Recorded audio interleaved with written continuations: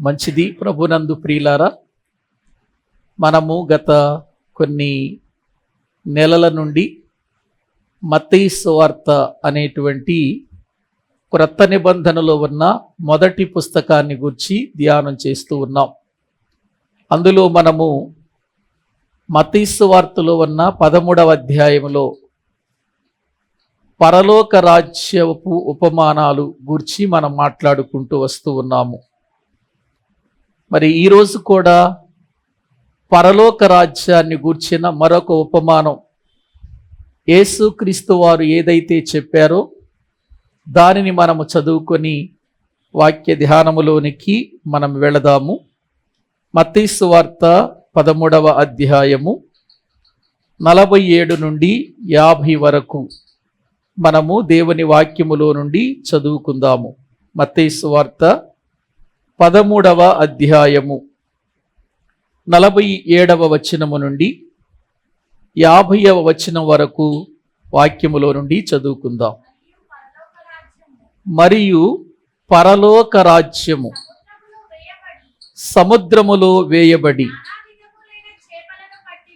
నానా విధములైన చేపలను పట్టిన వలను పోలియున్నది.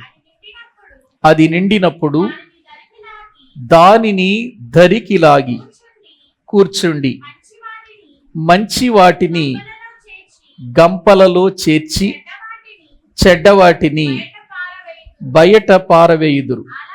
అలాగే యుగ సమాప్తి యందు జరుగును. దేవదూతలు వచ్చి నీతిమంతులలో నుండి దుష్టులను వేరుపరచి వీరిని అగ్నిగుండములో పడవేయుదురు. అక్కడ ఏడ్పును పండ్లు కొరుకుటయును ఉండును. చాలండి ప్రియులారా, దైవ గ్రంథంలో పరలోక రాజ్యాన్ని గుర్చిన ఉపమానాల గురించి మనం మాట్లాడుకుంటున్నాం. ఎన్నో విషయాలు పరలోక రాజ్యాన్ని గురించి ప్రభు మాట్లాడుతున్నాడు. ఒక పరలోక రాజ్యాన్ని గురించి ఇన్ని ఉపమానాలు చెప్పాలా? ఒక ఉపమానం చెబితే సరిపోదా? ఏవండి, ఈ 13వ అధ్యాయములో ప్రభువు ఈ పరలోక రాజ్యాన్ని గురించి ఎన్నో ఉపమానాలు చెప్పాడు కదా. పరలోక రాజ్యము, ఒక విత్తువాడు విత్తనాలు తీసుకొని పొలములో వేయుటకు వెళ్ళాడని, పరలోక రాజ్యము పొలములో మంచి విత్తనము విత్తినటువంటి మనుషుని పోలి ఉన్నదని, పరలోక రాజ్యము ప్రియులారా మరి ఆవగించను పోలినటువంటి విత్తనముల లాంటిదిగా ఉన్నదని, పరలోక రాజ్యము ఒక స్త్రీ తీసుకొనినటువంటి పిండి అనేటువంటి ఆ విషయాలు మనము ధ్యానం చేశాం. పరలోక రాజ్యము అనేటువంటిది దాచబడిన ధనాన్ని పోలిందని, పొలములో దాచబడిన ధనాన్ని పోలిందని, పరలోక రాజ్యము మంచి ముత్యములను వెదుకుచున్న వర్తకుని పోలి ఉన్నదని, ఎన్నో విషయాలు, ఎన్నో సంగతులు యేసుక్రీస్తు వారు ఒక పరలోక రాజ్యాన్ని గురించి ఇన్ని సంగతులు ఎందుకు చెబుతున్నాడంటే, పరలోక రాజ్యము అనేది ఎంతో ప్రాముఖ్యమైనది. ఈ పరలోక రాజ్యములో అందరూ చేరాలి, అందరూ తెలుసుకోవాలి అని అన్ని విధాలుగా మనకు అర్థమయ్యే రీతిలో మాటి మాటికి ఈ వచనాలు ఈ 13వ అధ్యాయములోనే కాక ఇంకా తర్వాత అధ్యాయాలలో కూడా పరలోక రాజ్యాన్ని గూర్చి చాలా సంగతులు చెప్పినట్లుగా మనం చూస్తున్నాం. పరలోక రాజ్యం అంటే ఏంటో కూడా మనం చెప్పుకున్నాం. పరలోకం వేరని, పరలోక రాజ్యము వేరని.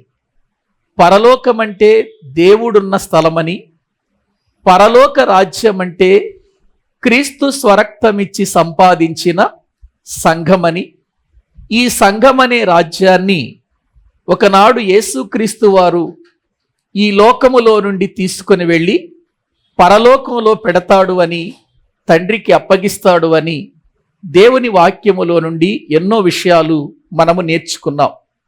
అంటే ఒక వ్యక్తి పరలోకం చేరాలంటే పరలోక రాజ్యములో చేర్చబడి వెళ్ళాలి. పరలోకం చేరాలంటే ముందు ఎక్కడికి చేర్చబడాలి? మనిషి పరలోక రాజ్యంలోనికి రావాలి. అంటే ఒక వ్యక్తి మారు మనసు పొంది రక్షించబడి సంఘములో ఏం చేయబడాలి? చేర్చబడాలి. చేర్చబడిన ఆ వ్యక్తి పరలోకానికి వెళ్ళేటువంటి అవకాశం ఉంటుంది అనేటువంటిది మనము దేవుని వాక్యము ద్వారా తెలుసుకుంటూ వస్తూ ఉన్నాం. ఈరోజు మనం చదువుకున్న వాక్య భాగములో పరలోక రాజ్యము సముద్రములో వేయబడి నానా విధములైన చేపలను పట్టిన వలను పోలి ఉన్నది అన్నాడు. పరలోక రాజ్యం అంటే ఏంటట? ఒక సముద్రం, ఆ సముద్రములో వల వేయబడటం, ఆ వలలో నానా విధములైన చేపలు పడటం. అంతే కదండి. ఒకసారి మీరు ఆలోచించండి, పరలోక రాజ్యములో ఒకే జాతి చేపలుండవు, ఒకే రకమైన చేపలుండవు, నానా విధములైన చేపలుంటాయండి. నానా విధములైనటువంటి చేపలు పరలోక రాజ్యానికి పోల్చి చెబుతున్నాడు. వలలో ఒక ప్రియులార జాలరి సముద్రములో వల వేశాడు అంటే ఒకే రకమైన చేపలు పడతాయా? ఆ వలలో ఒకే రకమైన చేపలు పడతాయా? చాలా రకాల చేపలు పడతాయా? చాలా రకాలైన చేపలు పడతాయి. మరొక విషయం ఏంటంటే సముద్రములో వేసే వల వేరు. మనం వల అనగానే చిన్న చిన్నగా వేసేటువంటి వలలు కాదు. ఎందుకంటే మనం నదుల్లో చూసినప్పుడు, కాలువలో చూసినప్పుడు ప్రియులార వాళ్ళు ఒక పడవలో ఉండి లేక ఒక ఒడ్డున ఉండి ఇలా విసురుతారు. విసరగానే విసిరి దాన్ని ఏం చేస్తారంటే లాగుతుంటారు. సముద్రంలో వేసే వల అది కాదు. సముద్రంలో ఆ వలలు వెయ్యరు. ఆ వలలు సముద్రంలో పాడైపోతాయి వేస్తే. ఆ ఉరవడికి లేక ఆ అలలకు తెగిపోతాయి. సముద్రంలో ఏం చేస్తారంటే వలను ఒక చోట నుండి ప్రియులార 1 కిలోమీటరు, 2 కిలోమీటర్లు, 3 కిలోమీటర్ల వరకు దాన్ని అలా పరుచుకుంటూ వెళ్ళిపోతారు. మళ్ళీ అక్కడి నుంచి దాన్ని వరుసగా ఏం చేస్తారు? తీసుకుంటూ లాగుతూ వస్తారన్నమాట. అప్పుడు ఎన్నో రకాలైన చేపలు పడతాయి. ఆ చేపలలో మంచివి ఉండొచ్చు, చెడ్డవి కూడా ఉండొచ్చు. పడేవన్నీ మంచి చేపలు పడవు. వలలో చెడ్డ చేపలు పడతాయి, మంచి చేపలు పడతాయి. అదే అక్కడ అంటాడు, పరలోక రాజ్యము సముద్రములో వేయబడి నానా విధములైన చేపలను పట్టిన వలను పోలియున్నది. అది నిండినప్పుడు దాన్ని దరికి లాగుతున్నారు. ఎందుకు లాగుతున్నారు దరికి? ఆ చేపలను ఏరుతున్నారు. ఇక చేపలను ఏరుతున్నారు. మంచి చేపలను, ఆ చెడ్డ చేపలను ఏరుతున్నట్లుగా మనం చూస్తున్నాం. మంచి చేపలను ఎక్కడేస్తున్నారు? గంపల్లో వేస్తున్నారు. చెడ్డ చేపలను ఎక్కడేస్తున్నారు? బయట పారేస్తున్నారు. అంటే ఇవి అక్కడ వేరు చేయబడుతున్నట్లుగా మనం చూస్తున్నాం. ఒకే వలలో ఉన్న చేపలు వేరు చేయబడుతున్నట్లుగా మనం చూస్తున్నాం. ప్రియులారా, ఈ లోకములో కూడా వాక్యము అనే సువార్త వల ఈ లోకమనే సముద్రములో వేయబడినప్పుడు ఒక రకమైన చేప కాదు. అందులో తెల్లోళ్ళు ఉండొచ్చు, నల్లోళ్ళు ఉండొచ్చు, ఎర్రోళ్ళు ఉండొచ్చు. అన్ని రకాలైనటువంటి చేపలు అందులో పడుతున్నాయి. పడినవన్నీ మంచి చేపలేనా అంటే కాదు. రక్షించబడిన వారంతా నిత్య జీవం కొరకై సిద్ధపడుతున్నారంటే లేదు. కొంతమంది మధ్యలో జారిపోయే వాళ్ళు ఉన్నారు. దేవుని కొరకు బ్రతకని వారున్నారు. దేవుని సన్నిధికి వచ్చిన వాక్య ప్రకారము జీవించని వారున్నారు. లోక సంబంధమైన కోరికలతో జీవించేవారు ఉన్నారు. అంటే చెడ్డ చేపలున్నాయి. పరలోక రాజ్యంలో ఏమన్నాయి చెప్పండి? మంచి చేపలు కూడా ఉన్నాయి. రెండు కూడా ఉన్నాయి. ఈ రెండు కూడా, ఈ చేపలు రెండు కూడా ఒక రోజున వేరు చేయబడతాయి అనే విషయాన్ని ఇక్కడ మనము దేవుని వాక్యంలో చూస్తున్నాం. ప్రియులారా, కొన్ని మంచి చేపల గురించి నేను బైబిల్ గ్రంథంలో మీకు తెలియచేస్తాను. కొన్ని మంచి చేపలు దేవుని వాక్యములో మనందరికీ తెలుసు. యోనా గ్రంథం 1వ అధ్యాయం 17వ వచనాన్ని మనము చదువుకుందామండి. దేవుని వాక్యములో యోనా గ్రంథము 1వ అధ్యాయము 17వ వచనాన్ని వాక్యములో నుండి మనము చదువుకుందాం. గొప్ప మత్స్యము ఒకటి యోనాను మృంగవలెనని యెహోవా నియమించి ఉండగా. చాలండి. యెహోవా నియమించి ఉండగా. చూడండి, ఒక గొప్ప మత్స్యాన్ని యోనాను మృంగాలని దేవుడే దానిని ఏం చేశాడు చెప్పండి? నియమించాడు అనే విషయాన్ని దేవుని వాక్యంలో చూస్తున్నాం. ఈ చేపలను ఏమంటారంటే, ఇటువంటి వాటిని దేవుని చేత నియమించబడిన చేపలు. ఏ చేపలు ఇవి? దేవుని చేత నియమించబడిన చేపలు. ఇవి దేవుని కొరకే పని చేయాలి, దేవుడు చెప్పినట్లుగానే చేయాలి. ప్రియులారా, ఒక్కసారి ఆలోచించండి. నిజంగా ఆ రోజున యోనా తర్షీషుకు వెళ్ళిపోతూ ఉంటే, దేవుడు వెళ్ళమన్న నినెవే పట్టణానికి వెళ్లకుండా పారిపోతున్నటువంటి యోనాను సముద్రములో పడవేస్తారని, పడవేయగానే ఆ యోనాను మృంగాలని దేవుడు ఒక గొప్ప మత్స్యమును ఏం చేశాడు చెప్పండి? నియమించినట్లుగా దైవ గ్రంథములో మనము చూస్తున్నాం. ఎందుకు నియమించాడు ఆ చేపను అనంటే, తన యొక్క చిత్తాన్ని అది నెరవేర్చాలి, దేవుని మాట ప్రకారం అది పని జరిగించాలి అని దేవుడు ఆశించి ఆ రోజున ఆ గొప్ప మత్స్యమును దేవుడు సిద్ధపరిచినట్లుగా లేక నియమించినట్లుగా దైవ గ్రంథంలో మనము చూస్తున్నాం.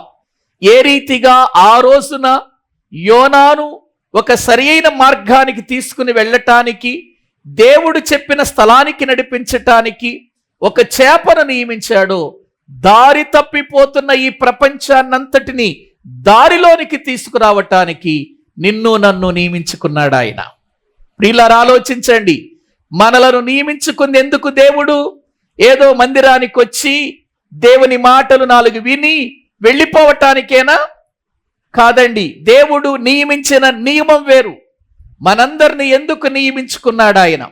మనందరిని ఎందుకు రక్షించుకున్నాడు అనంటే, బైబిల్ చెబుతుంది కదా, వాక్యంలో మనము చూస్తే, ప్రియులారా, చీకటిలో నుండి ఆశ్చర్యకరమైన వెలుగులోనికి నడిపించబడిన మనమందరము కూడా ఆయన గుణాతిశయములను ఏం చేయాలి? ప్రచురము చేయాలి. ప్రజలను దేవుని మార్గములోనికి నడిపించాలి, దేవుని చిత్తములోనికి ప్రజలను నడిపించాలి. ఇది దేవుని ఉద్దేశం.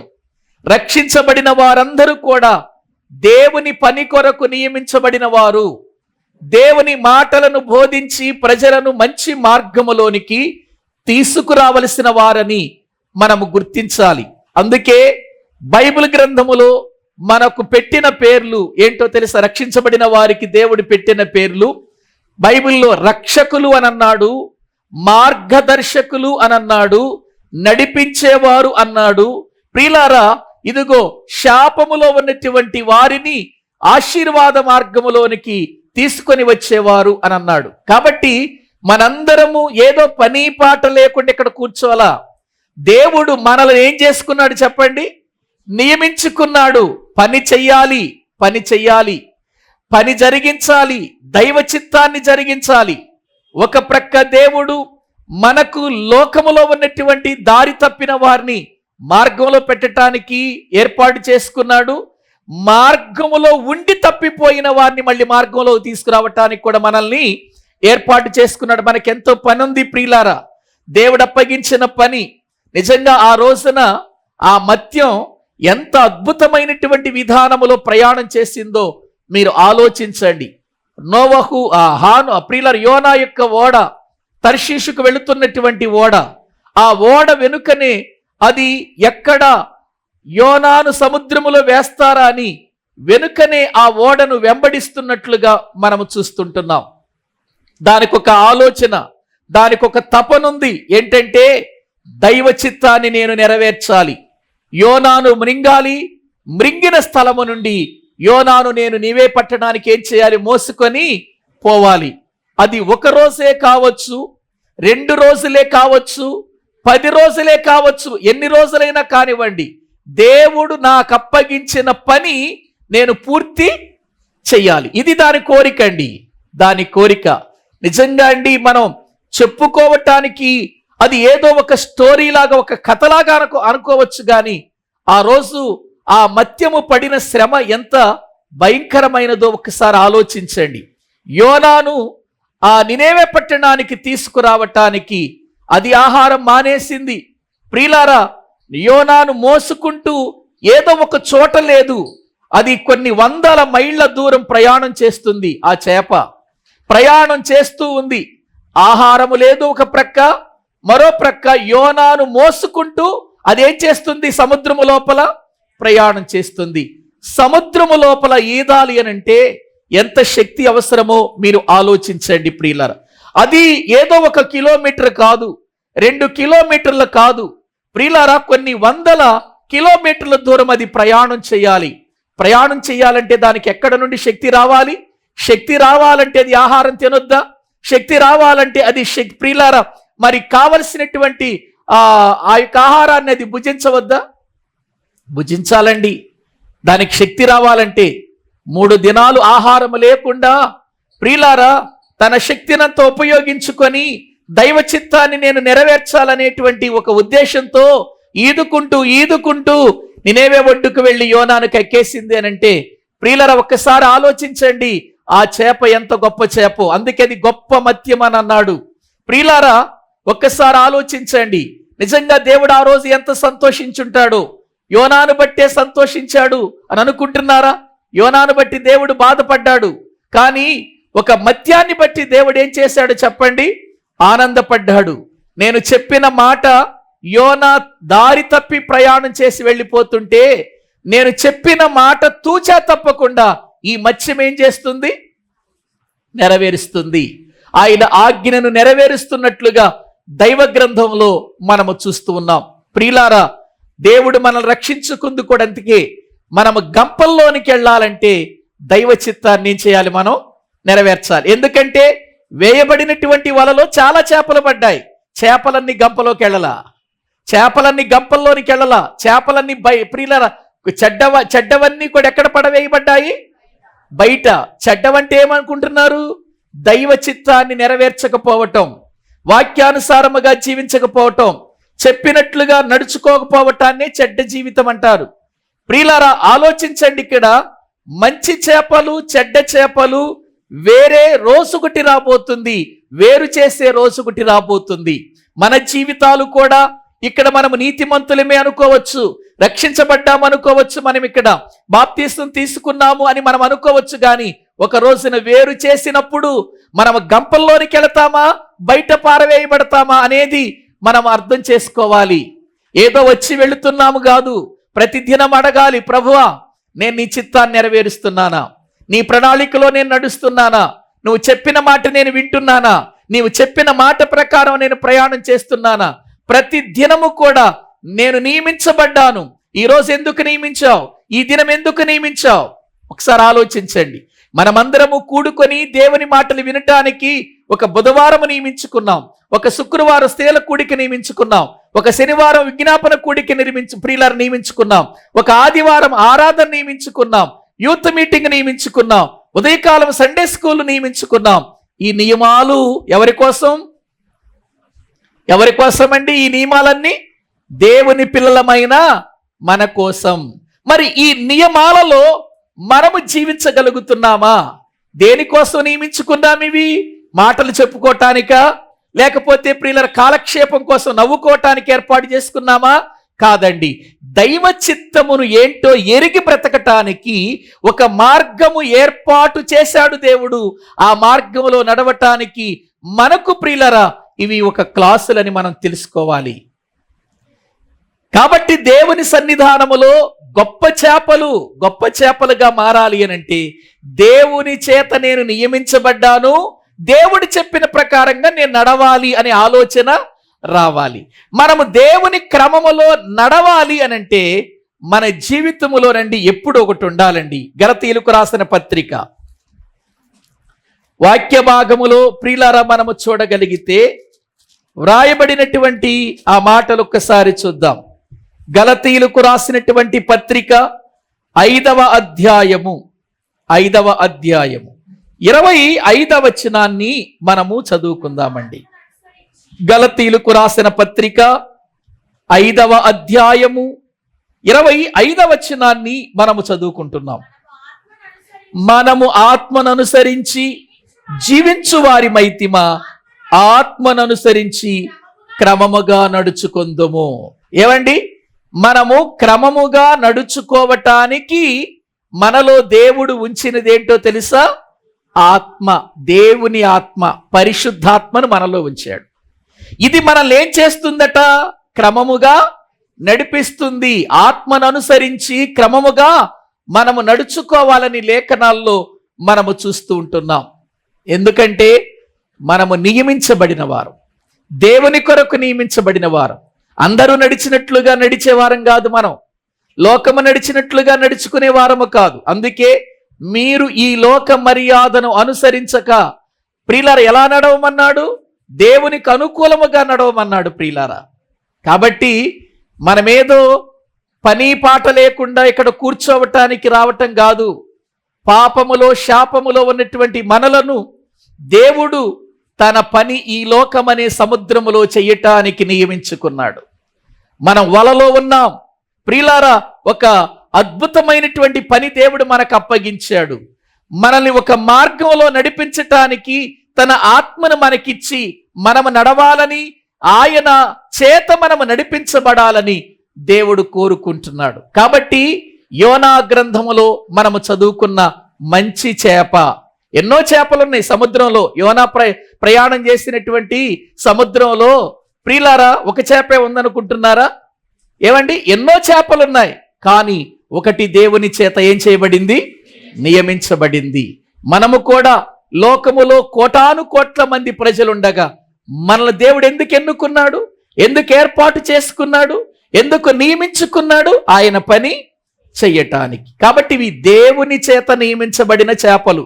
కాబట్టి ఇటువంటి విధానములో మనము కూడా నడుచుకుంటే మనలను దేవదూతలు వచ్చి ఏరేటప్పుడు మనము గంపలోనికి వెళ్ళే అవకాశం ఉంటుంది, నిత్య జీవానికి వెళ్ళిపోతాం.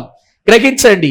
ఇక మరొక ప్రియులర చేపలు చూద్దామండి. దైవ గ్రంథంలో మనము చూస్తే మత్తయి సువార్త 17వ అధ్యాయం, మత్తయి సువార్త 17వ అధ్యాయము 27వ వచనాన్ని ప్రియులారా మనము చదువుకుందాం. మత్తయి సువార్త 17వ అధ్యాయము. అయినను మనము వారికి అభ్యంతరము కలుగు చేయకుండానట్లు నీవు సముద్రమునకు పోయి గాలము వేసి మొదట పైకి వచ్చు చేపను పట్టుకొని దాని నోరు తెరిచిన ఎడల 1 షెకెలు దొరుకును. దానిని తీసుకొని నా కొరకును నీ కొరకును వారికిమ్మని అతనితో చెప్పెను. ఏమండి, యేసు ప్రభువారు కపెర్నహూము అనే పట్టణానికి వచ్చాడు. ఎందుకంటే ఆయన నివాస స్థలము కూడా అదే. అక్కడికి వచ్చాడు. అక్కడికి వచ్చిన తర్వాత అక్కడ ఉన్నటువంటి వారు వచ్చి అయ్యా పన్ను కట్టాలి కదా మీరు అని అడుగుతున్నారు. అడుగుతున్నప్పుడు ఆ విషయాన్ని పేతురు గారు ప్రియులర చెబుతున్నాడు. పేతురు గారితో వాళ్ళిద్దరికి సంభాషణ జరుగుతుంది యేసు ప్రభు వారికి. ప్రియులారా, ఇటువంటి పరిస్థితుల్లో వాస్తవానికండి వారసులు ఆ సమయములో ఆ పన్ను కట్టాల్సిన అవసరత లేదు. అయినా కూడా ప్రభు అన్నాడు, మనము వారికి అభ్యంతరము కలగకుండా ఉండాలి, అభ్యంతరం ఉండకూడదు మనం.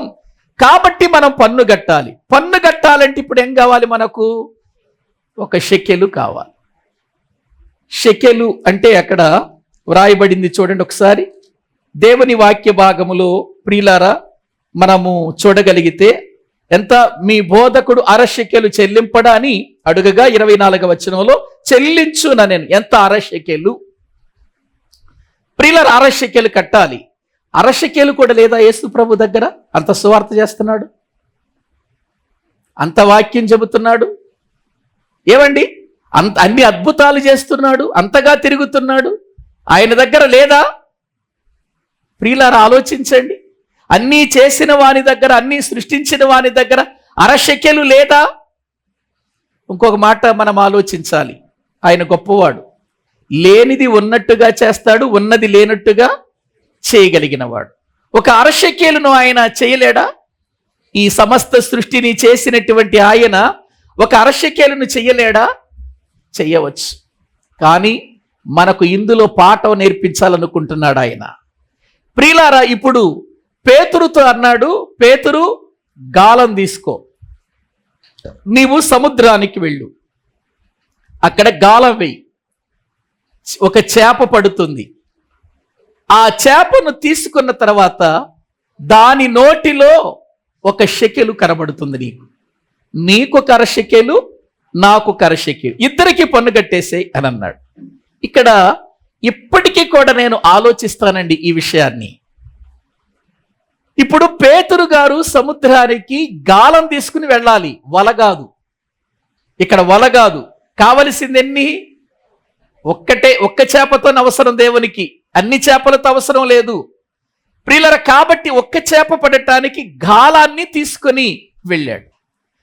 సముద్రములో కొన్ని వేల ప్రియుల లక్షల చేపలు ఉంటాయి, చిన్నవి కానీ పెద్దవి కానీ ఎన్నో చేపలు ఉంటాయి. ఈ చేపలలో ఈ గాలం తీసుకుని వచ్చాయనే పేతురన్న సంగతి దానికి ఎవరు చెప్పారు? ఏవండి, ఒక్కసారి మీరు ఆలోచించండి. ఎప్పుడైనా ఒక క్రొత్త వ్యక్తి మన ఇంటికి వస్తున్నాడు అనుకోండి, మనకు తెలియని వ్యక్తి మన ఇంటికి వస్తున్నాడు, లేకపోతే ఆ వ్యక్తిని మనం కలవాలి అన్నాడు అనుకోండి, బస్ స్టాండ్లో నేను ఉంటాను అని చెప్పినప్పుడు ఆ వ్యక్తిని తెలుసుకోవటానికి మనం ఎన్ని ప్రయత్నాలు చేస్తామండి? ఆ వ్యక్తిని తెలుసుకోవటానికి ఫోన్ చేస్తాం. ఏ షర్ట్ వేసుకున్నారు, ఏ ప్యాంట్ వేసుకున్నారు, ఏ ప్లాట్ఫామ్ మీద ఉన్నారు, ఎక్కడున్నారు అని మనం అన్ని అడిగి వెళ్ళి ప్రియులారా ఆ వ్యక్తిని కలుసుకోవటానికి బస్ స్టాండ్లో ఉన్న ఎంతో మంది ప్రజలు ఉంటారు కనుక ఆ ప్రజలలో ఆయనే అని గుర్తుపట్టడానికి చాలా ప్రయత్నాలు చేస్తాం. ఆ వ్యక్తిని గుర్తుపట్టడానికి మనుషులుగా మనమే ప్రియులారా ఒక క్రొత్త వ్యక్తిని తెలుసుకోవటానికి ఎన్ని ప్రయత్నాలు చేస్తే ఎన్నో లక్షల కోట్ల చేపలతో నిండిన సముద్రంలో ఉన్న ఒక్క చేపకు పేతురు ఎవరో ఎలా తెలిసింది? అదేనండి గొప్ప విషయం, అదే అద్భుతం. అంటే ఒక్కసారి ఆలోచించండి. పైగా మొదటిసారి పడే చేపే, మళ్ళీ ఒక్కసారి గాలం వేయగానే పడాలి ఆ చేప. ఇది పేతురు గాలం, ఇది మొదటిసారే వేశాడు, మొదటిసారే నేను పడాలన్న సంగతి దానికి ఎలా తెలిసింది? ప్రియులారా ఒక్కసారి ఆలోచించండి. అన్ని వేల చేపలలో దేవుని అవసరత తీర్చటానికి ఒక చేప పరిగెత్తుకుంటూ వచ్చిందంటే ఎంత గొప్ప అద్భుతం అది. దీనికి నేను పెట్టుకున్న పేరేంటంటే దేవుని అవసరత తీర్చిన చేప. మొదటి చేప ఏంటి? దేవుని చేత నియమించబడిన చేప. ఇప్పుడు ప్రియులారా పేతురు గారు వెళ్ళాడు, గాలం వేశాడు, చేప పడింది, ఆ చేప తీశాడు, ఆ నోరు తెరిచాడు, అందులో ఏముంది చెప్పండి? షెకెలు. సముద్రంలో షెకెలు ఎక్కడ దొరికిందండి? ఏమండి ఒకసారి ఆలోచించండి. సముద్రంలో షెకెలు ఎక్కడ దొరికింది? ఆ షెకెలు తీసుకురావు. అసలు వాస్తవానికండి యేసు ప్రభు చుట్టూ చాలా మంది ప్రజలు ఉన్నారండి. యేసు ప్రభు ఎవరిని అడిగినా ఇస్తారా? అసలు షెకెలు ఎవరి దగ్గర ఉంటుంది? డబ్బులు ఎవరి దగ్గర ఉంటాయి? డబ్బులు ఎవరి దగ్గర ఉంటాయండి? మన దగ్గరే కదా ఉండేది. పశువుల దగ్గర ఉంటాయండి డబ్బులు, జంతువుల దగ్గర ఉంటాయా? వాటి దగ్గర ఉండవు కదా డబ్బులు. ప్రియులారా ఎంత గొప్ప ఆశ్చర్యకరమైన విషయం ఏంటంటే ఆ సమయంలో ప్రభువు షెకెలు చేయగలడు ప్రియులారా. లేదంటే తన చుట్టూ ఉన్నటువంటి వారు ఎన్నో అద్భుతాలు చూస్తున్నారు, ఎన్నో ఆశ్చర్య కార్యాలు చూస్తున్నారు, ఇవ్వగలడు. కానీ మనిషి ఎటువంటి వాడంటే ఏదైనా ఇస్తే నేను పలానా వ్యక్తికి పలానా టైంలో ఇది ఇచ్చానని మాటికి చెప్పి ఏం చేస్తాడు తెలుసా?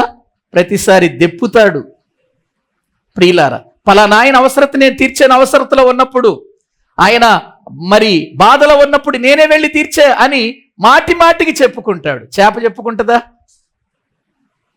దానికి ఒకటే తెలుసు, దేవుడు చెప్పాడు నేను చెయ్యాలి, అంతే తప్ప నేను దేవుని అవసరత తీర్చాను అని అంటారా? ఏమంటే ఒకసారి ఆలోచించండి. దేవుని మాటలు వింటున్న ప్రియులారా, ఈ లోకములో దేవుడు తాను చేసిన సృష్టి ద్వారా మనుషులైనటువంటి మనకు దేవుని అవసరత తీర్చాలనేటువంటి పాఠాన్ని నేర్పుతున్నాడు. చూశారు ఇక్కడ ఎంత గొప్ప పాఠం అది. అరషెకెలు ప్రభువుకు దొరకదా? కపెర్నహూము పట్టణంలో అరషెకెలు కోసం ఆయన ఇప్పుడు పేతురును పంపించి గాలం వేసి ఆ గాలానికి పడినటువంటి ఆ చేపను తీసుకొని ఆ చేపలో ఉన్న షెకెలును బయటకు తీయాలి. అదెక్కడి నుంచి తెచ్చింది షెకెలు? ప్రియులారా ఒక మనిషి జీవితంలో అవసరత తీర్చబడాలి అని అంటే ప్రియులారా, దేవుని యొక్క ప్రణాళిక ఎంత ఉన్నతంగా జరుగుతుందో మీరు ఆలోచించండి. ఇప్పుడు ఆ చేప దగ్గరికి వెళ్ళి ఆ గాలము వేసి ఆ పడిన చేప నోరు తెరచి షెకెలు బయటికి తీసుకొచ్చి, పేతురు గారు నా కొరకు నీ కొరకు అంటే యేసు ప్రభు కొరకు పేతురు గారి కొరకు ఏం చేశాడు చెప్పండి? పన్ను కట్టినట్లుగా మనం చూస్తున్నాం. పేతురు పని చేయాలి, చేప పని చేయాలి ప్రియులారా, అప్పుడు మన అవసరత తీరాలి. దేవుని వాక్యములో మనము గుర్తించాలి ప్రియులారా.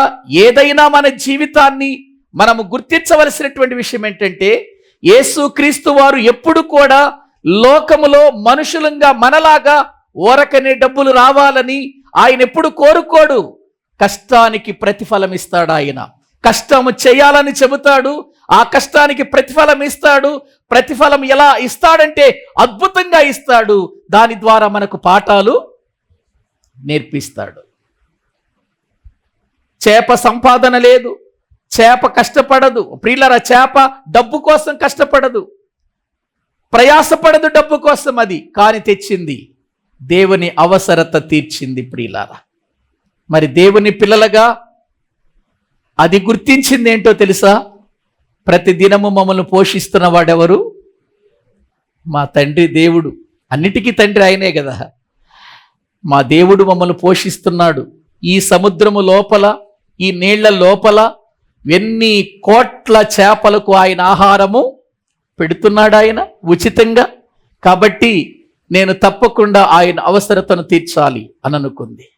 ప్రియులారా, దేవుని పిల్లలమైనటువంటి మనము కూడా గుర్తించాలి. ఏంటో తెలుసా? దేవునికి కూడా అవసరతలు ఉంటాయా? దేవునికి కూడా అవసరతలు ఉంటాయా? దేవుడు కదండి, ఆయనకు అవసరతలు ఏంటండి? ప్రభువుకు ఆయనకేంటి అవసరతలు? అవసరతలు ఉంటాయా? ఉంటాయి. ఒక మీటింగ్ జరుగుతుందంటే దానిలో ఏముంటాయి? ఎవరి పని అది? దేవుని పని. దేవుని పని అయినప్పుడు ప్రియులారా, ఇప్పుడు ఆ దేవుని పనిలో అవసరతలు ఉంటాయా? ఉంటాయా? ఉండవా? ఉంటాయి. అవసరతలు తీర్చాల్సింది ఎవరు? ఎవరండి? మనమేనండి. మనమే తీర్చాలి. మనం తీర్చాలి అవసరతలు. కానీ దేవుని పని కొరకు మనం ఎన్ని రీతులుగా అవసరతలు తీరుస్తున్నాం ఒక్కసారి మనం ఆలోచించాలి. ఒక చేప నేర్పిస్తుంది మనకు పాఠం ఏంటి? దేవుని అవసరత తీర్చటానికి లోపల ఎంత ప్రయాసపడిందో, అది ఎంత దూరం ప్రయాణం చేసి వచ్చిందో. ఇదిగో ఈయన పేతురు అని తెలుసుకోగలిగిన ఆ యొక్క దైవ దృష్టితో ప్రియులారా అది పని చేయగలిగింది అనంటే నిజంగా దానికి ఉన్న జ్ఞానాన్ని చెప్పుకోవాలి. ఆ రోజున దేవుని అవసరతను తీర్చడానికి అది పడిన ప్రయాస చెప్పుకోవాలి. అది కూడా షెకెలు ప్రియులారా నోట్లో పెట్టుకొని ఆహారం తినకుండానే రావాలి. అది కూడా ఏమి తినకుండానే ప్రయాణం చేయాలి. నిజంగా ఏంటండి ఈ చేపలు దేవుని కొరకు ఇంత ప్రయాసపడుతున్నాయి? ఆ చేపేమో 3 దినాలు యోనాను మోసుకుంటూ వెళ్ళింది, 4వ దినాన కక్కేసింది యోనా నినేవే పట్టణం దగ్గర యోనాను. ఇదిగో ఈ చేప షెకెలు మోసుకొస్తుంది. అన్నీ దేవుని అవసరత తీరుస్తున్నాయా? దేవుని చిత్తాన్ని నెరవేరుస్తున్నాయా? నెరవేరుస్తుంది. ఇది దేవుని అవసరత తీర్చిన చేప. ప్రియులారా, ఒక్కసారి ఆలోచించండి. దేవుని అవసరత మనము తీర్చగలమా అంటే బైబిల్ గ్రంథంలో ఒక అద్భుతమైన మాట ఉందండి. మనము దేవుని సన్నిధిలో ఒకసారి చూడండి, మత్తయి సువార్తలో దేవుని వాక్యాన్ని మనము చూడగలిగితే ఒక అద్భుతమైనటువంటి మాట అక్కడ ఉంటుందండి. మనము మత్తయి సువార్తలోనే ప్రియులారా ఒక మాట 10వ అధ్యాయం 40వ వచనం 40వ వచనంలో మిమ్మును చేర్చుకొనువాడు ఏవండి? ఎవరిని చేర్చుకున్నవాడు ఎవరిని చేర్చుకున్నట్టట? అక్కడ శిష్యులను పంపిస్తున్నాడండి. శిష్యులను పంపిస్తున్నాడు. పంపించి ఏమంటున్నాడంటే మిమ్ములను ఎవరు చేర్చుకుంటారో మిమ్ములను చేర్చుకున్నవాడు నన్ను చేర్చుకున్నట్టే అన్నాడు. దైవ సేవకులను చేర్చుకుంటే, దేవుని పని చేసే వారిని చేర్చుకుంటే ఎవరిని చేర్చుకున్నట్టు? దేవునిని చేర్చుకున్నట్టు, ప్రభువుని చేర్చుకున్నట్టు. ఆయన చెబుతున్నాడు, మిమ్మును చేర్చుకొనువాడు నన్ను చేర్చుకొనును, నన్ను చేర్చుకొనువాడు నన్ను పంపిన వాని చేర్చుకొనును. ప్రవక్తను చేర్చుకొనువాడు ప్రవక్త ఫలము పొందును, నీతిమంతుడని నీతిమంతుని చేర్చుకొనువాడు నీతిమంతుని ఫలము పొందును. మరియు శిష్యుడని ఎవడు ఈ చిన్నవారిలో ఒకనికి గిన్నెడు చన్నీళ్లు మాత్రము త్రాగనిచ్చును, వాడు తన ఫలము పోగొట్టుకొనడని నిశ్చయముగా మీతో చెప్పుచున్నా. చూసారా, గిన్నెడు చన్నీళ్లు దొరకవా శిష్యునికి? కానీ ఆయన రావాలి, నువ్వివ్వాలి. నీకు ఆ దీవెన ఆశీర్వాదం రావాలంటే ఆయన నీ దగ్గరకు రావాలి, నువ్వు ఆయనకి ఇవ్వాలి. గిన్నెడు చన్నీళ్ళు వాళ్ళ ఇంటి దగ్గర తాగలేడా శిష్యుడు? ఏమండి, దేవుని బిడ్డ దేవుని సన్నిధానములో ప్రియులారా గిన్నెడు చన్నీళ్లు తాగలేడు, త్రాగుతాడు. అంటే నీ ద్వారా అతడు త్రాగాలి, అది రూల్, అది ఒక పద్ధతి. అది దాని వలనే ప్రియులారా మనకు దీవెన. గిన్నెడు చన్నీళ్ళు ఇస్తే దాని ప్రతిఫలం ఏం చేయడట? అతడు పోగొట్టుకోడు. ప్రియులారా ఆలోచించండి. కాబట్టి దేవుని సన్నిధానములో మనము గుర్తించవలసిన విషయం ఏంటంటే, దేవుడు ఎందుకు ఈ పద్ధతిని పెట్టాడు? మనకు నేర్పించటానికి, మనకు బుద్ధి నేర్పించటానికి, మనకు జ్ఞానం నేర్పించటానికి దేవుడు ప్రియులారా ఏర్పాటు చేశాడు. అందుకే దేవుని అవసరత తీర్చాలి. బైబిల్ గ్రంథంలో ఒక మాట అంటాడు, కీర్తనల గ్రంథంలో చూడండి, కీర్తనల గ్రంథంలో ప్రియులారా 50వ కీర్తన 12వ వచనం మనం చదువుకుంటే అక్కడ వ్రాయబడిన మాట మనం చూద్దామండి. లోకమును దాని పరిపూర్ణతయు నావి, నేను ఆకలిగొనినను ఏంటి? నేను ఆకలిగొనినను నీతో చెప్పను అని అంటున్నాడు. ఏంటి, దేవుడు ఆకలి కొంటాడా? దేవుడు ఆకలి కొంటాడా? ఏమండి, ఒకసారి ఆలోచించాలి. ఈ విషయాలన్నీ బైబిల్ గ్రంథములు, దేవునికి ఆకలి, దేవునికి ఆహారం, దేవుడు నీళ్లు త్రాగటం, ఇవన్నీ ఏంటి ప్రియులారా? బైబిల్ గ్రంథములో అబ్రహాం ఇంటికి దేవదూతలు వచ్చారు. అబ్రహాం ఏం చేశాడు? ఏమండి, ఇంటికి ఆహ్వానించి వాళ్ళకి ఆహారం సిద్ధము చేసి వారికి ఇచ్చినప్పుడు వారు తిన్నారా? తిన్నారండి. ఎవరండి వాళ్ళు? బైబిల్లో మనుషులనుంది, దేవదూతలనుంది, దేవుడనుంది. ఆ అధ్యాయంలోనే ఉంటుంది. ఆ మనుషులంటాడు, ఆ దూతలంటాడు, ఆ యొక్క ప్రియులారా దేవుడు అని అంటాడు. అంటే దేవుని దూతలు ఎవరు అనంటే, మనం బైబిల్ గ్రంథంలో చాలా విషయాలు చూడొచ్చు.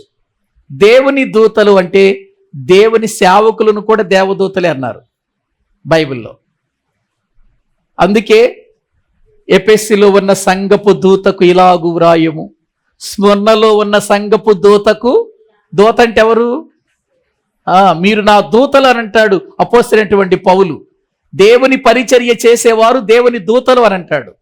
కాబట్టి ప్రియులారా, దేవునికి పరిచర్య చేసేవారు ఇంటికి వస్తే దేవుడు వచ్చినట్లే అనేటువంటి విషయాన్ని బైబిల్ గ్రంథంలో మనము చూస్తుంటున్నాం.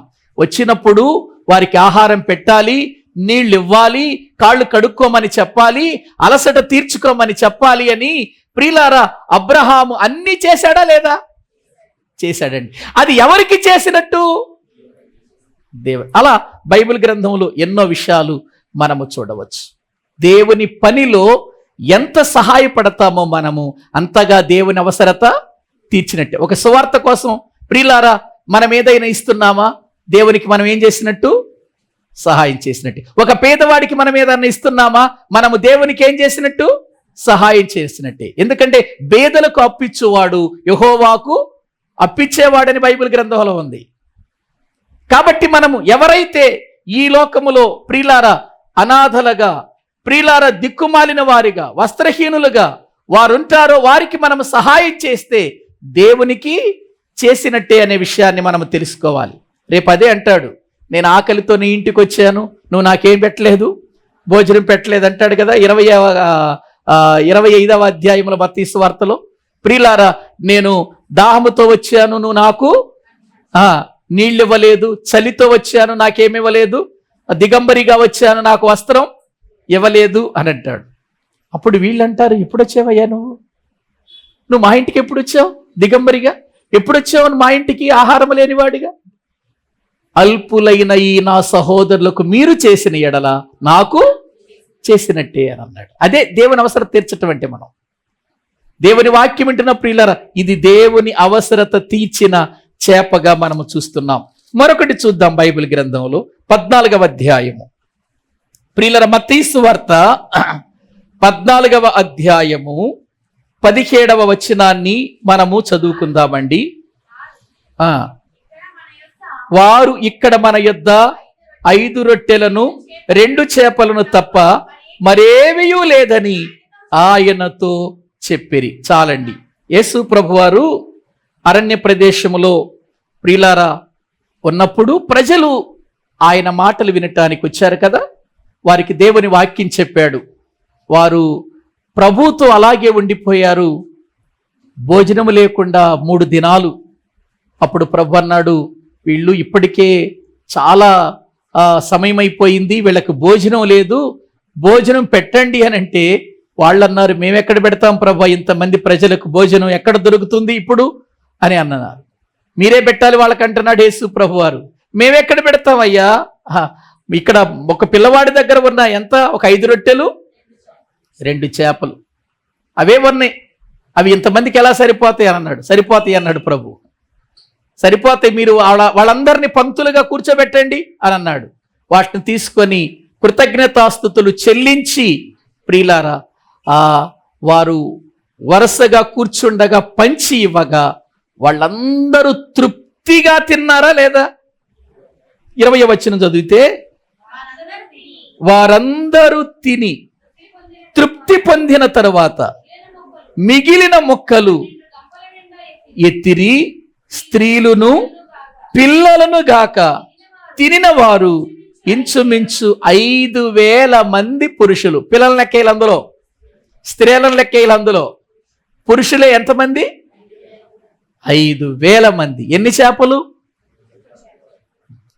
వీటికి నేను పెట్టిన పేరేంటో తెలుసా? ప్రజల ఆకలి తీర్చిన చేపలు.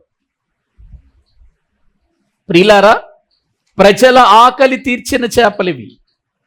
దేవుని పిల్లల ఆకలి తీర్చిన చేపలు, దేవుని పని కొరకు వచ్చిన వారి ఆకలి తీర్చిన వారి చేపలు ఇవి. ప్రియులారా, ఎంత గొప్ప, ఒకసారి ఆలోచించండి.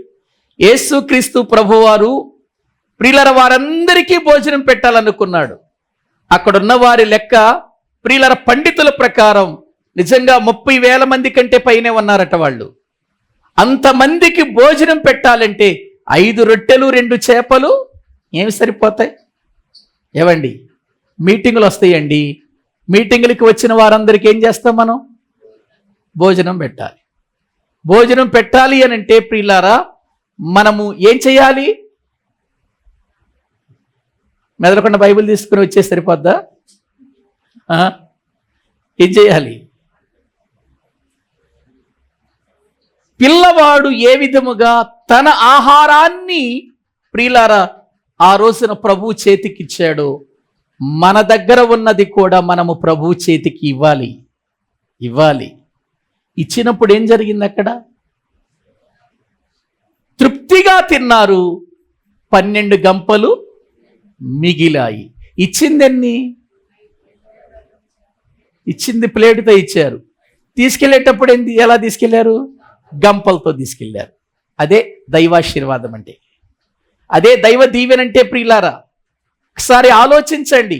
మనము దేవుని పని కొరకు, దేవుని ప్రజల ఆకలి తీర్చటం కోసం మనము ఎంత ఇస్తామో అంతకు మనము ప్రియులారా ఇదిగో తగినటువంటి దీవెన దేవుడు మనకు అనుగ్రహిస్తాడు. ఏదో మనము అందరు ఇస్తున్నారు కదా అనుకున్నట్టు ఇవ్వకూడదు. హృదయపూర్వకంగా తృప్తిగా మన జీవితములో మనకు కలిగిన దానిలో మనము ఇవ్వాలి ప్రియులారా. అందుకే కలిగిన దాని కొలది, విస్తరించిన దాని కొలది మీరు దేవునికి ఇవ్వండి అన్నాడు. పాస్టర్ గారికి కాదండి ఇవి, లేనిపోయింది మళ్ళీ పాస్టర్ గారికి అనుకునేవాడు. పాస్టర్ గారికి కాదు ఇవి. దేవుని పని కొరకు, దేవుని వాక్యం వినటానికి వచ్చిన ప్రజల ఆకలి తీర్చటానికి ఇవి. ఎందుకంటే ఈ మాటలు చెబితే చాలా మంది జీవితాల్లో అమ్మో ఇన్ని ఇస్తే పాస్టర్ గారు ఏమైపోతాడో, ఎంత ఎత్తెదిగిపోతాడో, అమ్మో ఏం బిల్డింగ్లు కడతాడు అనుకుంటారు. పాస్టర్ గారికి కాదు నేను చెప్పేది ఇవి. ఈ మాటలు పాస్టర్ గారికి కాదు నేను చెప్పేది, పాస్టర్ గారికి ఇవ్వమని కాదు. దేనికోసం?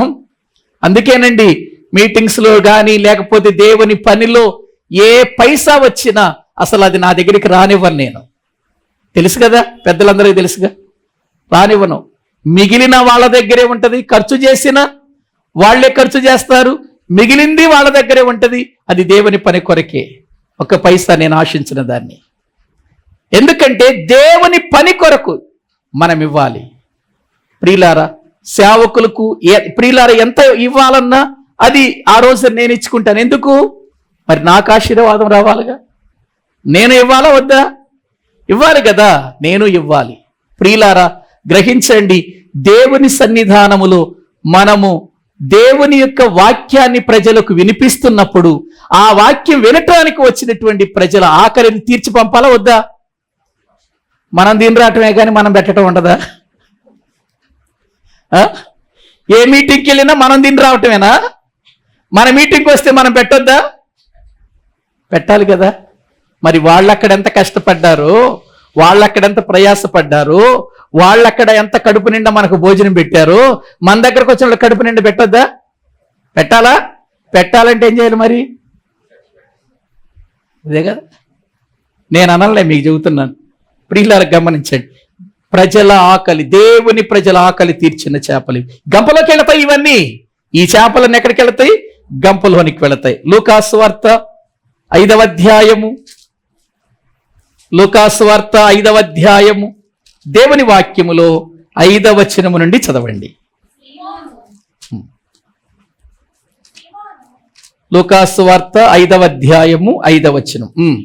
సీమోను ఏలినవాడా, రాత్రి అంతయు మేము ప్రయాసపడితిమి గాని మాకేమీ దొరకలేదు, అయినను నీ మాట చొప్పున ఆయనతో చెప్పెను. అలాగు చేసి విస్తారమైన చేపలు పట్టిరి. చాలండి ప్రియులార, వాక్య భాగములు ఇక్కడ 5వ అధ్యాయములో గెన్నెసెరతు అనేటువంటి సముద్ర తీరమున జరుగుతున్న కార్యాలు ఇవి. అక్కడ 2 దోణెలు, ఆ దోణెలలో ప్రియులార వాళ్ళు కూర్చొని తమ వలలను కడుక్కుంటున్నారు. అయిపోయింది. ఆ రాత్రంతా ప్రయాసపడి వాళ్ళు చేపలు పట్టడానికి వెళ్ళారు కానీ ఏమీ దొరకలేదు. వాళ్ళు నిరాశతో కూర్చొని వాళ్ళు వలలు కడుక్కుంటున్నారు. ఈలో ప్రభు అక్కడికి వచ్చాడు. వెంటనే అక్కడ జరిగిన విషయం ఏంటంటే 3వ వచనంలో ఆయన ఆ దోణెలలో సీమోనుదైన ఒక దోణె ఎక్కి దరి నుండి కొంచెము త్రోయమని అతనిని అడిగి కూర్చుండి దోణిలో నుండి జనసమూహములకు బోధించుచుండెను. ఇప్పుడు దోణివయ్యా వాక్య, అప్పుడు నిజంగా వాళ్ళు అనాలి, ఏంటనయ్యా రాత్రంతా మేము ప్రయాసపడ్డాం, చాలా అలసిపోయాం, మళ్ళీ ఇప్పుడు మా దోణులు ఇచ్చి నీకు మేమేం చెయ్యమంతా, ఇప్పుడు అదంతా మేము ఎక్కడ చెయ్యం, మా వల్ల కాదు అని అనకుండా వాళ్ళు ఏం చేశారంటే, కూర్చోయ్యా, నువ్వు వెళ్ళయ్యా, నువ్వు వెళతానంటే ఏముందయ్యా, నువ్వు కూర్చుని ఏం చేస్తావో చెయ్యయ్యా. బోధిస్తున్నాడు ప్రజలకి. ఎక్కడ కూర్చుని? ఏ దోణిలో ఉండి చేపలు పట్టి రాత్రంతా కూడా చేపలు పట్టడానికి వెళితే ఏం దొరకలేదో అదే దోణిలో కూర్చొని ప్రభువు వారు ఏం చేస్తున్నాడు చెప్పండి? బోధిస్తున్నాడు. బోధ చేసిన తర్వాత ఆ బోధ మరి అక్కడున్న పేతురు యోహానులు వాళ్ళు కూడా విన్నారా? విన్నారు. పాపం రాత్రంతా నిద్ర లేకపోయినా ఆయన బోధ విన్నారా లేదా? వాళ్ళ దోణిచ్చారు, ఆయన బోధ విన్నారు. రాత్రంతా నిద్ర లేదు పాపం, వాళ్ళకి అలసిపోయారు. అయినా మనకేమో పగలంతా నిద్రపోయినా రాత్రి ప్రార్థనలో మనకి నిద్ర వస్తూనే ఉంటుంది మనకి. వాళ్ళకి రాత్రంతా నిద్ర లేకపోయినా పగలు దేవుని వాక్యం వినటానికి ఇష్టపడ్డారు. అప్పుడు ప్రభు అన్నాడు, రండి దోణిని లోతుకు నడిపించండి, మీ కుడి ప్రక్కన వల వేయండి అన్నాడు. ప్రభు రాత్రంతా ప్రయాసపడ్డామయ్యా, ఒక్క చేప కూడా పడలేదు, ఇప్పుడే వలలు కడుక్కున్నాం కదా అనకుండా, సరే ప్రభా నీ మాట చొప్పున వేస్తున్నాం. నీ మాట చొప్పున అనే మాట చాలా గొప్పది. అక్కడ నీ మాట చొప్పున మేము వల వేస్తున్నామని వల వేశారండి. విస్తారమైన చేపలు పట్టినట్లుగా దైవ గ్రంథంలో మనము చూస్తున్నాం. అదేంటండి, అసలు చేపలు ఎప్పుడు పడతాయో యేసు ప్రభువుకు తెలిసిద్దా, జాలలకు తెలిసిద్దా? చేపలు ఎప్పుడు పడతాయో ప్రియులారా జాలలకి బాగా తెలుసు, ఎక్కడ పడతాయో కూడా వాళ్ళకి బాగా తెలుసు, ఎక్కడ ఏ రకమైన చేపలు పడతాయో కూడా వాళ్ళకి బాగా తెలుసు. రాత్రంతా ఎక్కడ చేపలు పడతాయో, ఎక్కడ ప్రియులారా సమృద్ధికరమైన చేపలు ఉంటాయో రాత్రంతా వలలు వేస్తానే ఉన్నారు. కానీ ఒక్క చేప, అదేంటండి కనీసం పక్కెన్న పడాలి కదండి. అసలు నిజంగా వలలేసిన వాళ్ళని మీరు అడగండి ఎప్పుడైనా, ఏమండి రాత్రంతా వల వేస్తే కనీసం ఒక్క చేప కూడా పడదా? ఒక్క చేప కూడా పడదా? రాత్రంతా వేశారండి వల, రాత్రంతా వేశారు. రాత్రంతా ప్రయాసపడ్డాం అని అన్నారు అక్కడ. రాత్రంతా ప్రయాసపడ్డామన్నా కనీసం 10 చేపలు పడకపోయినా ఒక్క చేపన్న పడదా? అంటే ఏదో జరిగింది ఇక్కడ, ఏదో ఒకటి జరిగింది ఇక్కడ కార్యం. ప్రియులారా, ఒక దైవజనుడు ఇలా అన్నాడు. ఆ రోజట దేవుడు ఈ పేతురికి ఆయనతో ఉన్నటువంటి వారందరికీ ఆయన ఎంత గొప్పవాడో తెలియచేయటానికి, ఎంత ఆశ్చర్యకరుడో తెలియచేయటానికి చేపలన్నిటితో చెప్పాడట. రాత్రంతా పేతురు వలేస్తాడు, మీరు ఒక్క చేప కూడా పడకండి అన్నాడట. అందుకని చేపలన్నీ పేతురు గారు వలేసి దగ్గర నుంచి వెళ్ళిపోతున్నాయట. పట్టలేదట, ఆ రాత్రంతా పట్టలేదట. ప్రియులారా, మరి ఇప్పుడు యేసు ప్రభు వారు రాత్రి పట్టిన చోటే కదా, ఆ లోతుకు వెళ్ళి వల వెయ్యమన్నాడు కదా, అక్కడే కదా వాళ్ళు రాత్రంతా ప్రయాసపడింది, ఆ ఏరియాలోనే కదా. మరి యేసు ప్రభు మనగానే విస్తారమైన చేపలు ఎక్కడి నుంచి వచ్చినాయి? రాత్రి లేని చేపలు, విస్తారమైన చేపలు అప్పుడెందుకు వచ్చినాయి? వీటికి నేను పెట్టిన పేరేంటంటే దేవుని మాటకు లోబడిన చేపలు. ఏ చేపలు ఇవి? దేవుని మాటకు లోబడిన చేపలు. నెంబర్ 1 దేవుని చేత నియమించబడిన చేపలు. నెంబర్ 2 దేవుని అవసరతను తీర్చిన చేపలు. నెంబర్ 3 దేవుని మాటలు వినటానికి వచ్చిన ప్రజల ఆకలి తీర్చిన చేపలు. నెంబర్ 4 దేవుని మాటకు లోబడిన చేపలు. మంచి చేపలంటే ఇవే, గంపలోకి వెళ్ళే చేపలంటే ఇవే. దేవుని పిల్లలమైనటువంటి మనము ఆయన మాటలకు ఏం కావాలి చెప్పండి? లోబడాలి. లోబడాలండి. అది ఏ సమయం అనేటువంటిది కాదు, ఏ రోజు అనేటువంటిది కాదు. ప్రియులారా, లోబడటం అనేటువంటిది చాలా అవసరం. లోబడితే, విధేయత చూపిస్తే మన జీవితానికి గొప్ప దీవెన. అందుకే ప్రియులారా, దేవుని పిల్లలందరికీ దేవుడు చెప్పిన మాట విధేయత నేర్చుకోమన్నాడు. యేసుక్రీస్తు వారు తన జీవితములో విధేయతను నేర్చుకున్నట్లుగా దైవ గ్రంథంలో మనము చూస్తాం. హెబ్రీలకు రాసిన పత్రిక చూడండి ఒకసారి. దేవుని వాక్యములో ప్రియులారా మనము చూడగలిగితే, హెబ్రీలకు రాసినటువంటి పత్రిక 5వ అధ్యాయము, హెబ్రీలకు రాసినటువంటి పత్రిక 5వ అధ్యాయము 8వ వచనాన్ని మనము చదువుకు. ఆయన కుమారుడయుండియు తాను పొందిన శ్రమల వలన ఏమి నేర్చుకున్నాడు? ఎవరు? యేసుక్రీస్తు వారి విధేయత నేర్చుకోవాల్సిన అవసరం ఏముంది? ఏమండి ప్రియులారా, యేసుక్రీస్తు కూడా శరీరములో ఉన్నాడు, మనలాగా శరీరములో ఉన్నాడు ఆయన. ఎక్కడ నేను దేవునికి అవిధేయుడిని అయిపోతాను, తండ్రికి అవిధేయుడిని అయిపోతానేమో, నేను మరణానికి వెళ్ళిపోతానేమో. ప్రియులారా, అందుకే పైన అంటాడు ఆయన మహారోదనతో కన్నీళ్లతో దేవునికి ఎందుకు ప్రార్థన చేశాడు? తన్ను మరణము నుండి, ఏ మరణం? నరకం. ఎక్కడ నేను తండ్రి మాట వినకపోతే నరకానికి వెళ్ళిపోతానేమో, నరకానికి నేను కూడా జారి మానవుల శరీరాకారంతో ఉన్నాను నేను కాదు. శ్రమల వలన నలగొట్టబడిన నా జీవితములో నేను నా తండ్రికి విధేయుడిని అవ్వాలి, నా తండ్రి చిత్తాన్ని ఏం చేయాలి? నెరవేర్చాలి. అందుకే నేను నీ చిత్తము నెరవేర్చుటకు ఈ లోకానికి వచ్చానంటాడు ప్రభు. కాబట్టి దేవునికి విధేయత కలిగిన జీవితం మనలో ఉండాలి. అదే ఇక్కడ మనము చూస్తున్నాం ప్రియులారా. ఇక 5వదిగా మరొక చేపన గురించి నేను చెబుతాను చూడండి. బైబిల్ గ్రంథంలో యోహాను సువార్త ప్రియులారా, వాక్యములో నుండి యోహాను సువార్త 21వ అధ్యాయం 9వ వచనం. 21వ అధ్యాయము 9వ వచనం. వారు దిగి దరికి రాగానే అక్కడ నిప్పులను,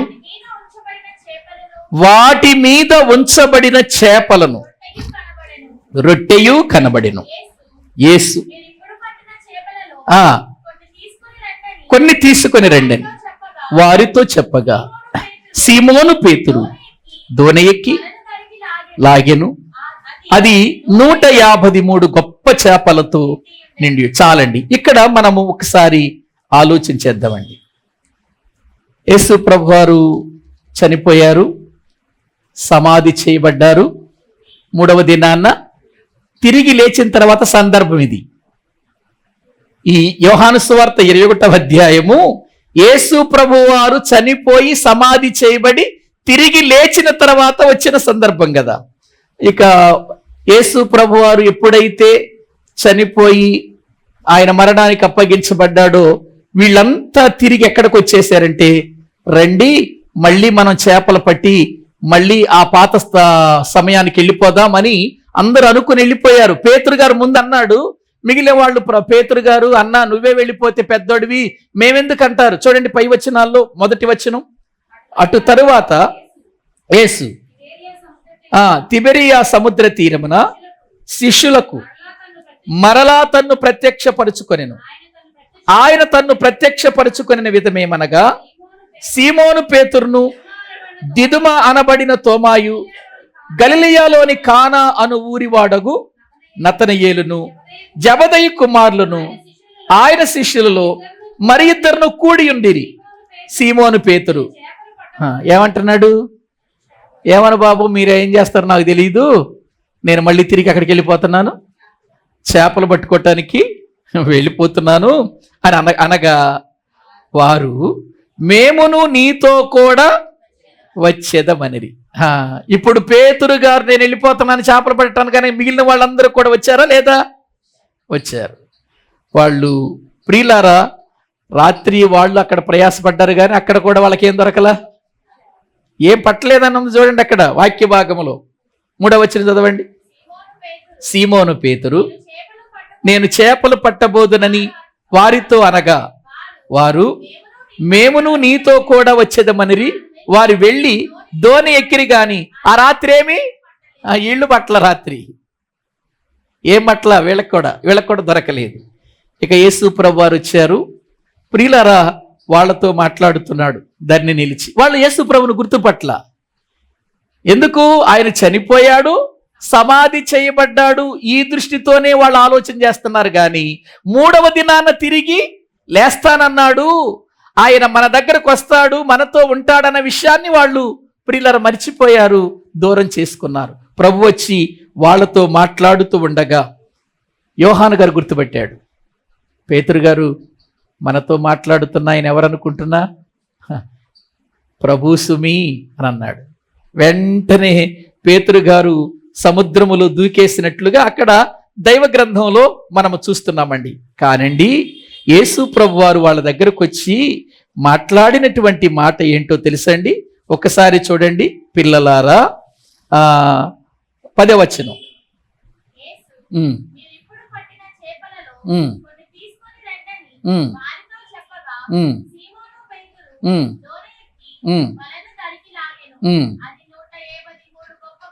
పై వచనాలు చూడండి. పై వచనాలలో 5వ వచనం.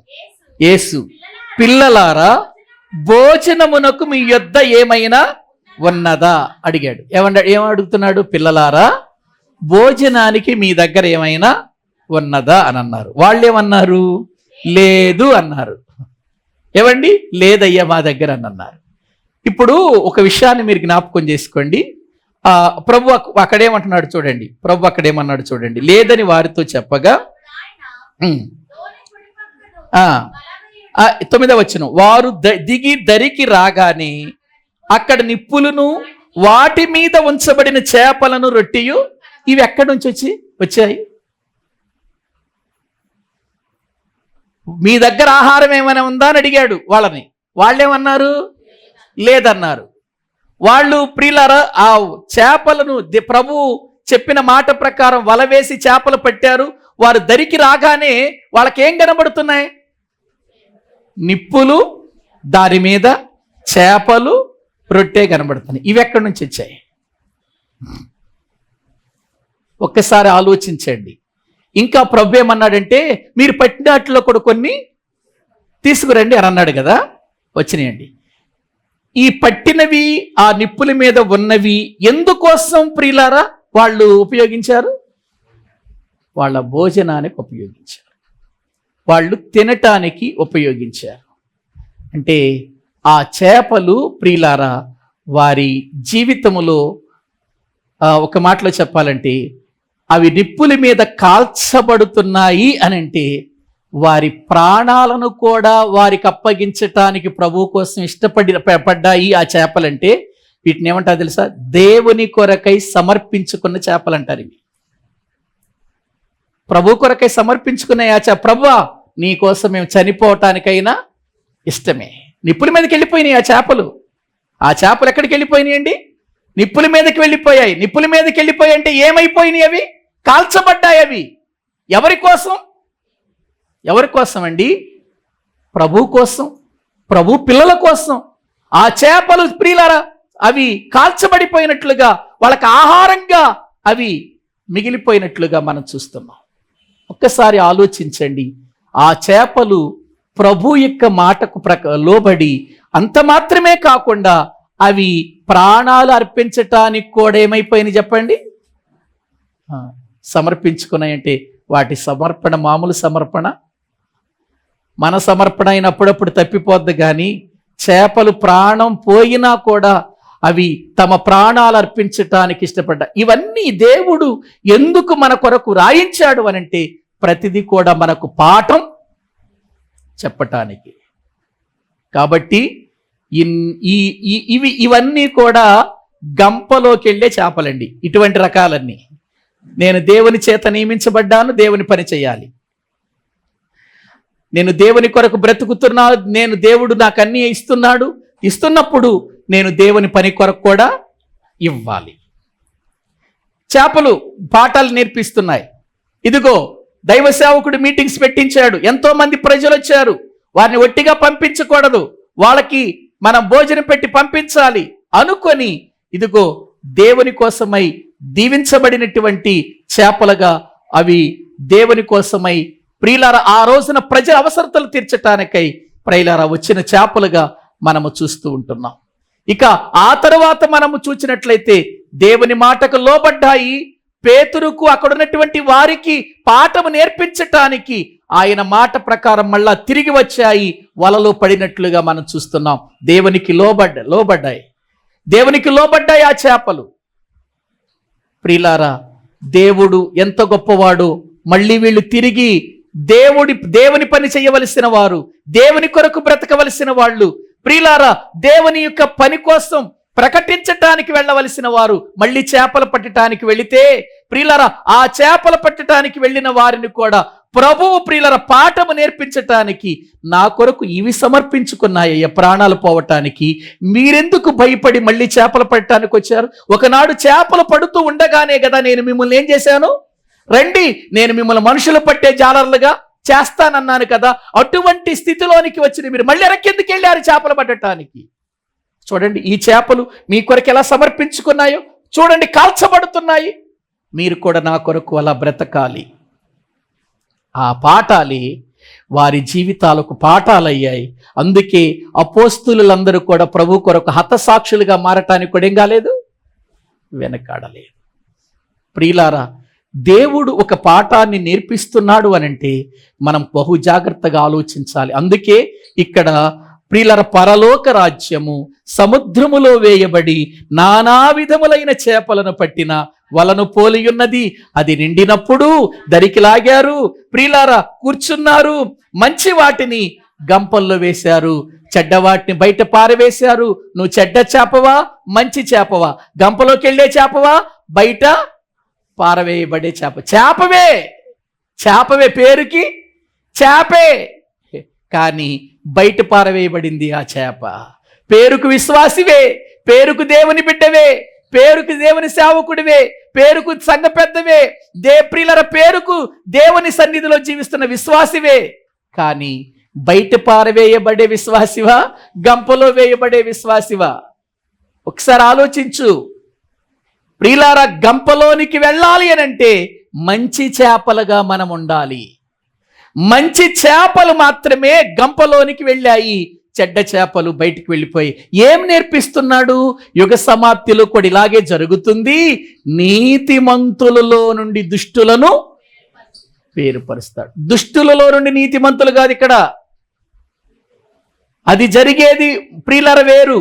దుష్టులలో నుండి నీతిమంతుల్ని వేరు చేసేది వేరు. ఇప్పుడు నీతిమంతులలో నుంచే ఏం చేస్తున్నాడు? దుష్టుల్ని వేరు చేస్తున్నాడు. ఎందుకు? ఇది పరలోక రాజ్యం గనుక. పరలోక రాజ్యంలో నీతిమంతులు ఉంటారు. ఈ నీతిమంతుల మధ్యలో ఉన్న దుష్టుల్ని ఏం చేస్తున్నాడు? వేరు చేసి దేవుని దూతలు వచ్చి ఎక్కడ తీసుకెళ్లి పడేస్తున్నారు వీళ్ళని?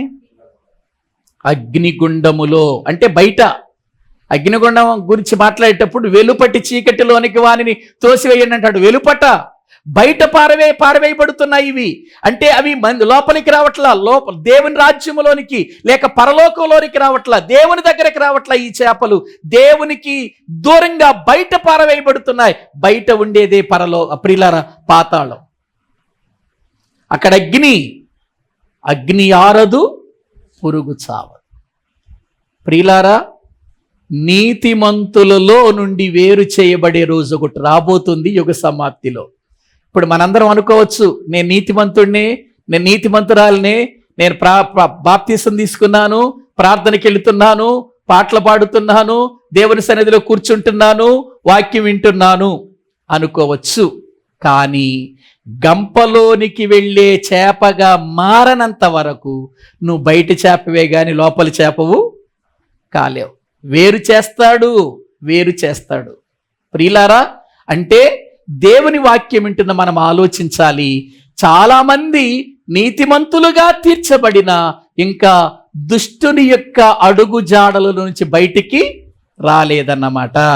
వాక్యానుసారంగా బ్రతకటానికి ఇష్టపడలేదన్నమాట. తమ ఇష్టం వచ్చినట్లుగా బ్రతకటానికి ఇష్టపడుతున్నారు. ప్రియులార, మందిరానికి వచ్చినంతసేపు దేవుని పిల్లలుగా కనబడుతున్నారు. మందిరము విడిచి వెళ్ళిపోతే పరిస్థితులు మారిపోతున్నాయి, మాటలు మారిపోతున్నాయి, ఆలోచనలు మారిపోతున్నాయి, తలంపులు మారిపోతున్నాయి. అలాగూ మారిపోతే మాత్రం బయట పారవేయబడతావు. బయట పారవేయబడితే కాల్చివేయబడటానికే, కేకలు వేయటానికే, అరవటానికే తప్ప గంపలో ప్రియులారా ఒక స్థలానికి చేర్చబడే మంచి చేపల లిస్టులోనికి రాలేం మనం. అందుకే పరలోక రాజ్యములో మనం ఎలా ఉన్నాం, దేవుని సంఘంలో మనం ఎలా ఉన్నాం? దుష్టులుగా బ్రతుకుతున్నామా, నీతిమంతులుగా బ్రతుకుతున్నామా? నీతిమంతులలో నుంచి దుష్టులుగా వచ్చిన వాళ్ళు వీళ్ళు. ప్రియులారా, ఆలోచించండి. దేవుని వాక్యం విని మార్పు చెందని వారు, దేవుని వాక్యం విని జాగ్రత్త పడని వారు, దేవుని వాక్యం విని జీవితాలు దిద్దుకోని వారు, దేవుని వాక్యం విని మనసులను జాగ్రత్త పరుచుకొని వారు, వాక్యానికి లోబడని వారు, వాక్యము చేత మేము ఇదిగో జీవించాలి అని మేము నియమించబడిన వారమని, దేవుని పనిలో మేము పాలిభాగస్తులమని, అవసరమైతే దేవుని కొరకు మరణించాలని సమర్పణ లేనటువంటి జీవితము కలిగిన వారు. అందుకే ప్రభు పౌలు గారి ద్వారా ఏమన్నాడంటే, మీరు మీ యొక్క శరీరములను చూడండి. ఒకసారి ఆ మాట చదువుకుని ప్రార్థన చేసుకుందాం. వాక్య భాగములో నుండి ప్రియులారా, దేవుని వాక్యాన్ని మనము చూస్తే రోమీలకు రాసిన పత్రిక 12వ అధ్యాయం 1వ వచనం. కాబట్టి సహోదరులారా, ఆ మాటలు బాగా గమనించండి. పరిశుద్ధమును దేవునికి అనుకూలములైన సజీవ యాగముగా ఎవరితో చెబుతున్నాడు ఈ మాటలు? సంఘంతో చెబుతున్నాడు. సహోదరులు అంటే ఎవరు? సంఘమే, అంటే పరలోక రాజ్యమే కదా.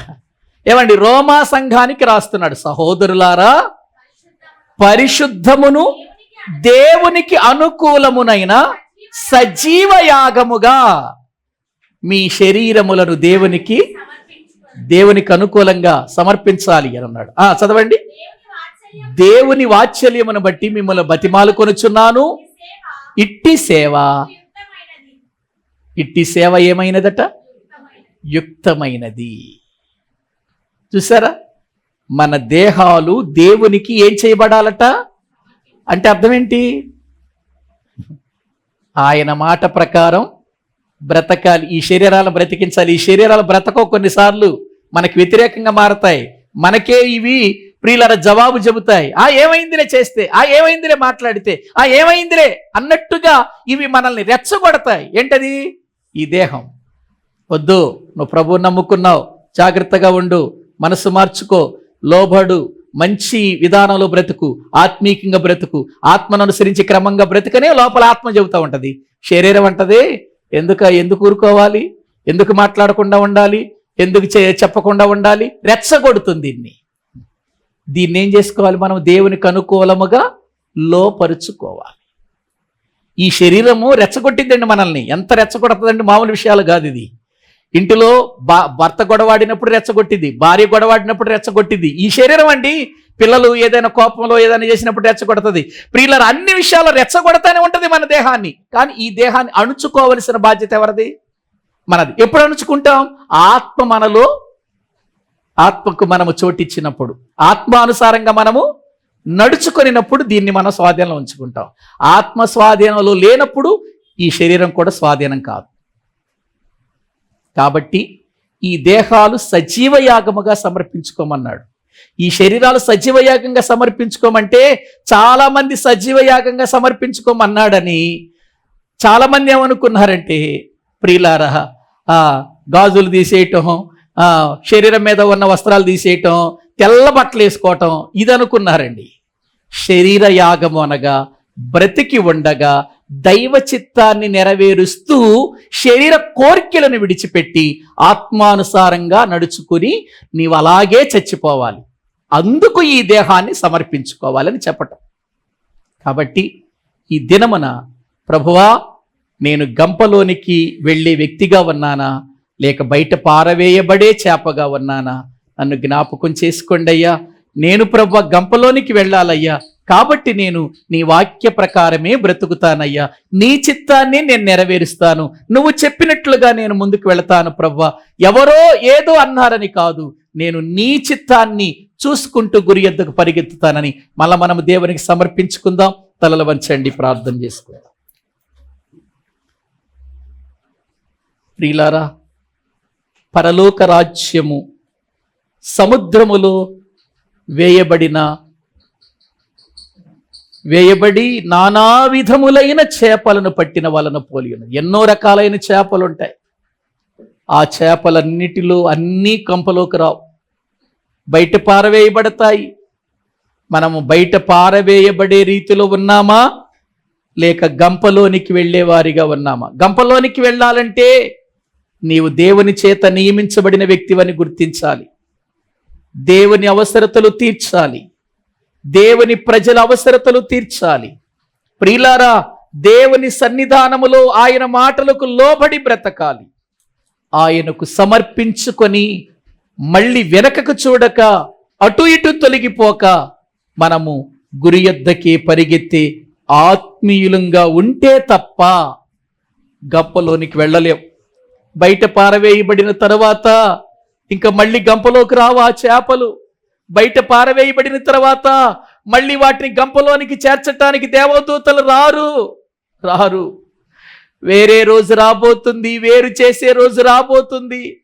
అయ్యో, మనం ఏ లిస్టులో ఉంటున్నాం, ఏ విధానములో బ్రతుకుతున్నాం ఆలోచించి, ప్రభువా, నేను నీ రాజ్యములో ఉన్నాను కదా నాయన, నేను నీతిమంతునిగానే ఉంటానయ్యా, నీతిమంతురాలుగానే బ్రతుకుతానయ్యా, గంపలోనికి వెళ్ళే చేపల వలె నేను ఉంటానయ్యా.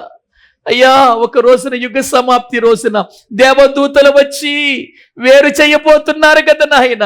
కాబట్టి నేను నాయన బయట పారవేయబడే స్థితిలోనికి వెళ్ళొద్దయ్యా.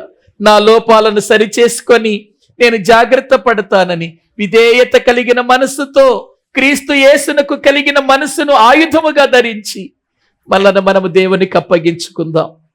పరిశుద్ధుడైన తండ్రి, కృపగలిగిన దేవా మీ కొందనాలు. ఈ రాత్రి కాల సమయములో పరలోక రాజ్యము సముద్రములో వేయబడి నానా విధములైన చేపలను పట్టిన వలను పోలియున్నదని మీ వాక్యంలో మేము చూస్తున్నామయ్యా. అలాగే యుగ సమాప్తి యందు కూడా జరుగుతుందని అయ్యా, ఇదిగో ప్రభ దేవదూతలు వస్తారని, నీతిమంతులలో నుంచి దుష్టులను వేరు చేస్తారని, బయట పారవేయబడే పరిస్థితికి వెళ్ళిపోతారని, వాళ్ళు అక్కడ ఏడుపు పళ్ళు కొరుకుంటా ఉంటాయని వాక్యంలో చూస్తున్నామయ్యా. ఇంత వాక్యము విని ఎంత భక్తి చేసి మేము ఆ స్థితిలోనికి వెళ్ళొద్దయ్యా. ఆ బ్రతకొద్దయ్యా. అవసరమైతే నీ కోసం ఒక మాట పడటానికి సహాయం చేయండి. అవసరమైతే నీ కోసం దెబ్బలు తినటానికి, అవసరమైతే నీ కోసం మా ప్రాణాలు అర్పించటానికి కూడా వెనుకంజ వేయక ధైర్యము కలిగిన ఆయన మీలో బ్రతుకున్నట్లు చేయండి ప్రభువా. నీ కొరకు నమ్మకస్తులుగా చేయండి, బలపరచండి నాయన. ఈ దినమున ప్రభువా మీ మాటలు విన్న మా జీవితాలు ప్రభువా పరిశీలన చేసుకొని నాయన జాగ్రత్త పడుటకు కృప చూపమని ప్రార్థిస్తున్నాం.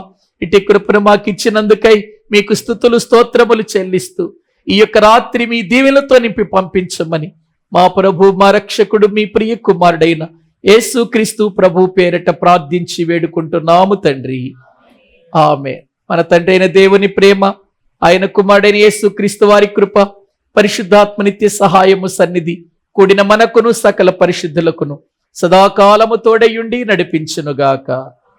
ఆమేన్. అందరికీ